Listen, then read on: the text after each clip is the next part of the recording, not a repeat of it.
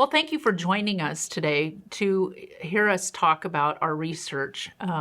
Before we begin, we would like to thank AMA-EBSCO for honoring us with this award and for the grant that allows us to continue with our work.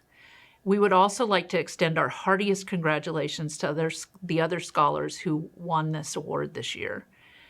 My name is Stacey Menzel Baker. And I'm Courtney Nations-Azeri. So today we'll be talking to you a little bit about the bounce in our steps from shared material resources in cultural trauma and recovery. Before we get too far into this, we think it's important to understand what we mean by shared material resources. Shared material resources include things like roads and library books, but it also includes things that come from the food bank or another sort of resource like that. We also think it's important to notice that the material landscape in a community is not always the same.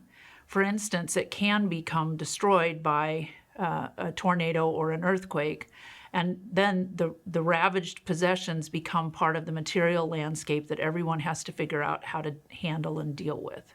The inspiration for this project is that Courtney and I both study the relationship between people and objects, and we are particularly interested in how those objects help to form our personal and social identities. We were also inspired by a story that came out of Greensburg, Kansas in 2007 when the town was hit by an E5 tornado.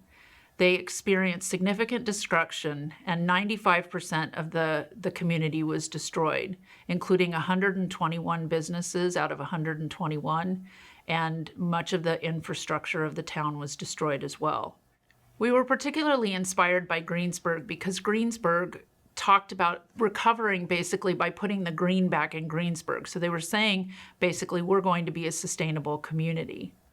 These stories led us to ask how material objects play a role in helping a community recover after a natural disaster. How do these objects play a role in how we see ourselves as a group of people?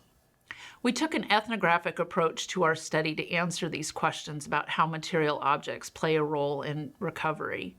And that basically means that what we did was we studied this culture surrounding the tornado event and all of the subsequent recovery events that played into this process. So in order to answer our research question, we used a variety of data sources so that we could really understand in an ethnographic way what took place in Greensburg and what it meant for cultural trauma theory and collective identity. So first, Stacey visited Greensburg, Kansas and spent 5 days there on the ground interviewing 10 different individuals in a wide array of roles. She interviewed business owners, people who were in government, community members, and even volunteers. While in Greensburg, Stacey also collected a variety of materials that community members had created in order to help themselves get through the trauma and to make sense of what had happened to them. These included things like songs, storybooks, and poetry. And these also informed the way that we thought about the data. Soon after the tornado occurred, Planet Green partnered with Leonardo DiCaprio to create and produce a documentary about Greensburg and what had transpired over 2 years in the community there, starting with the trauma event.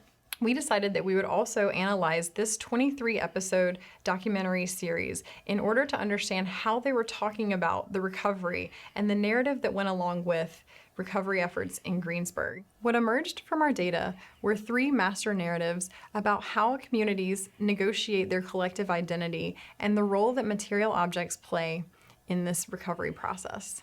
The first master narrative is this idea that the community is suffering or going through a time of vulnerability. During this vulnerability narrative, consumers really talk about the things that they've lost and how objects and lost objects are a source of suffering for them.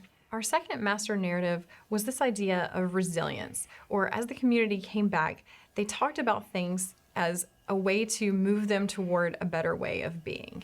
In fact, this community talked about being able to come back better than ever.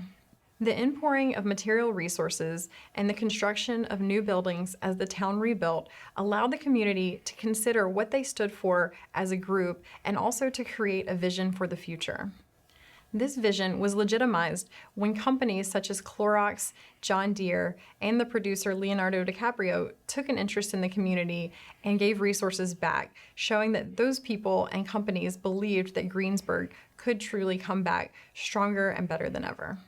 Finally, we discovered the bounce narrative, or this idea that community members bounce back and forth between vulnerability and resiliency when they're talking about what transpired. And this was really important for the community.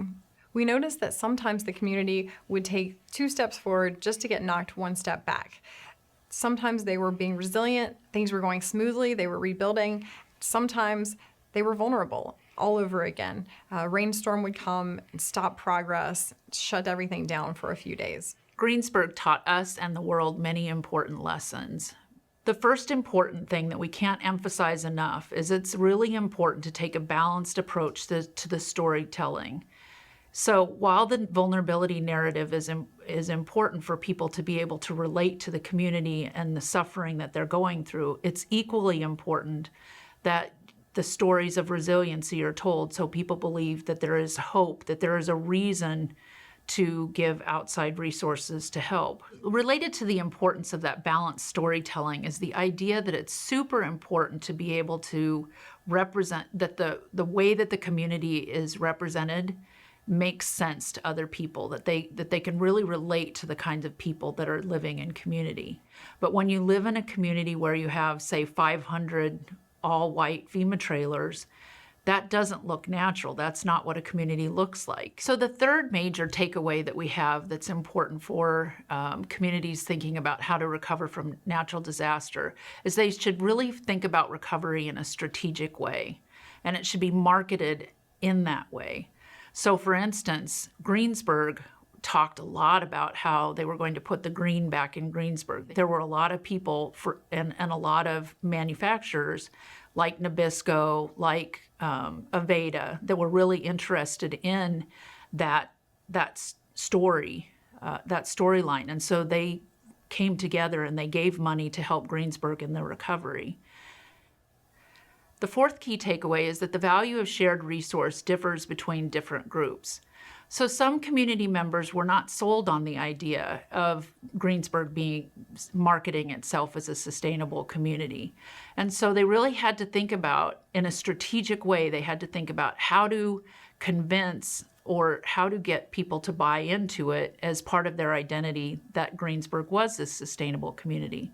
And one thing they did was they recognized that sustainability can mean different things to different groups. So for example, for some groups like Nabisco and Aveda and people from outside who chose to make Greensburg their home for the first time ever, they were really interested in what does sustainability mean for the future.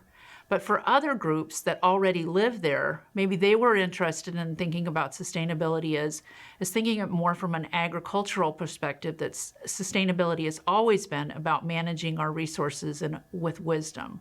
Our research really helps us to understand the power of storytelling in helping with community recovery after traumatic events. There are lots of kinds of traumatic events in communities, whether it's a natural hazard event, whether it's COVID, whether it's a man-made disaster from some technology failure. But those kinds of events, the way we tell the stories about those matter to our collective identity, and material objects play a role in that identity. This research also teaches us the transformative power of objects. Objects have the ability to bring people together, to divide people, to make them vulnerable, and to make them resilient. We hope that people can use our research in community recovery to find their balance and to find their voice and to make their lives better after they've experienced trauma.